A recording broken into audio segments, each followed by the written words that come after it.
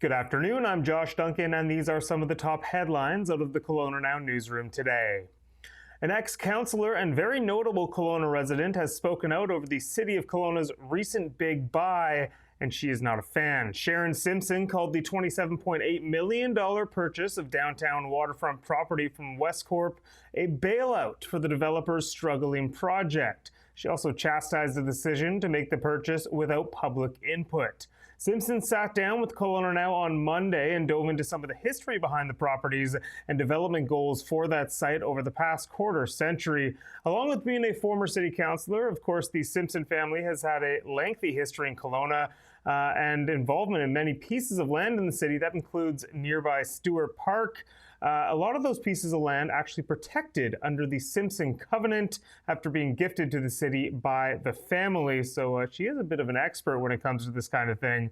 She sees the city's decision to buy the land as effectively entering the hospitality industry with taxpayer money and wondered why Westcorp couldn't secure private financing or so for many years if the project was viable. You can read more about Simpson's thoughts. There's plenty there through this feature story shown on the other side of the screen there. It's up at KelownaNow.com in our feature section.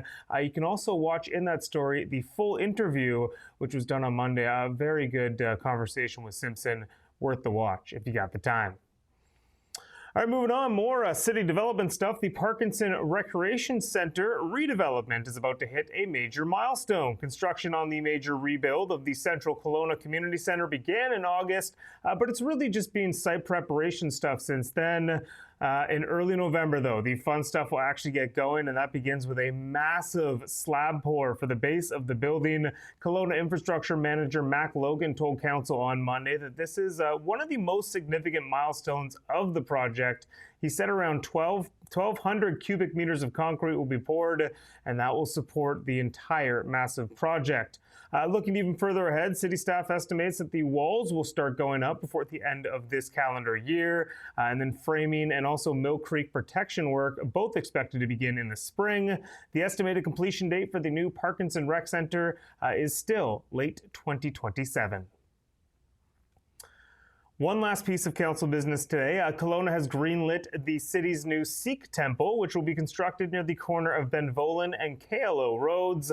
The two-story project will replace the overcrowded temple currently found in Rutland. Councillors had a few final questions at their meeting yesterday, but overall praised the project and the applicants' commitments to meeting all their requirements. That includes working with neighbors through some early questions and pushback when the project was first pitched. The project moved forward now with a unanimous vote of support from council. Now only a building permit is standing in their way between now and the start of construction, which is likely to begin next year.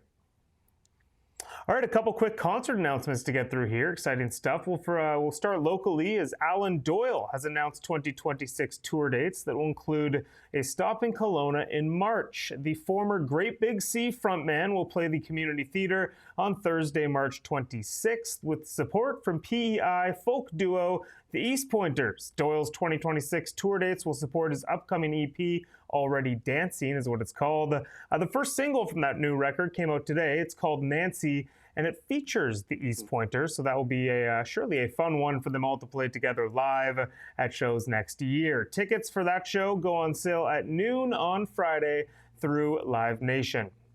All right, a bigger scale now. This is a Vancouver show, but very notable one I had to talk about and write about earlier. Rush is hitting the road next year for the first time in over a decade and just unveiled a bunch of new shows. That includes Rogers Arena in Vancouver, Tuesday, December 15th, 2026. It's part of the 50-something tour, and it's going to be a hot ticket. It's Rush's first time on the road since 2015, and of course also their first time on the road since legendary drummer Neil Peart died of cancer in 2020. Tickets to see the iconic Canadian band in Vancouver next December. They go on sale in about 10 days on Halloween, so stay tuned for that if you want to see Rush.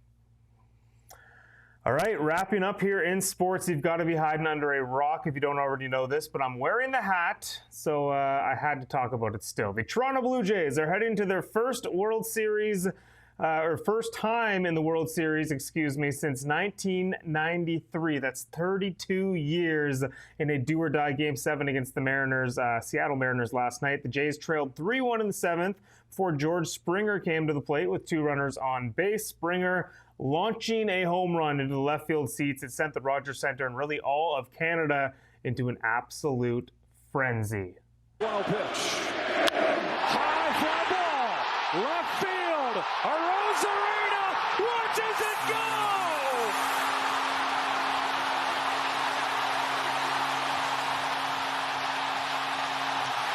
Oh yeah, one of the biggest home runs in franchise history. Got to think that one slides into number 2 on the list, behind, of course, Joe Carter's walk-off World Series winning home run, and probably slightly ahead of Jose Bautista's big home run, the famous one back in 2016, maybe 2015. Anyways, that home run put the Jays up 4-3. They held on 2 more innings to win by that same score.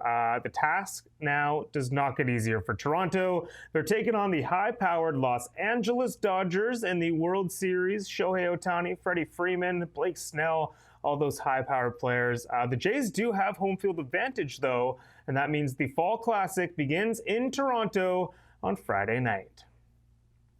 All right, a quick look at the forecast. 15 and sunny right now in Kelowna. We've already raced past our forecasted high of 13 today, which is always nice. A beautiful day. Should get down to 2 degrees under clear skies overnight. And then mainly sunny to start tomorrow. Few clouds rolling in as the day moves on. Going to climb up to a high of 13 degrees. That is it for me today, but you can read up on all these stories and plenty more over at KelownaNow.com. Be sure to check us out on socials as well. It is KelownaNow.com on TikTok, KelownaNow on X, Best of KelownaNow on Instagram, Now Media Group on YouTube. Have a wonderful night, Kelowna. I will be back here in this chair tomorrow for a look at some more headlines, and we'll see you then. We don't just report the news. We live here too. We're your neighbors, bringing you stories that matter to all of us. No government funding, no outside influence. Kelowna Now, local, independent. News you can trust.